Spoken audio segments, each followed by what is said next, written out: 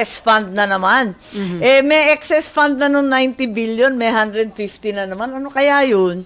Di ko nga maintindihan hanggang ngayon, hindi pa nga sila nakakaipon nung required actuarial 2 years expenses. Di ba? Para magkaroon sila ng reserve investment fund. Kasi insurance yan dapat may ipon.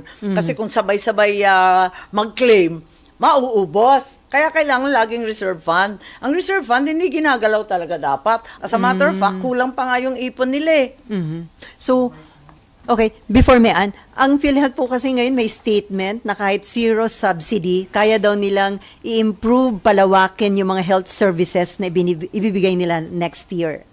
Yes, currently, to the best of my knowledge, I'm not aware of the 150 excess na naman. Baka lipatin na naman yan sa kung saan. Pero my information is that until today, the PhilHealth has not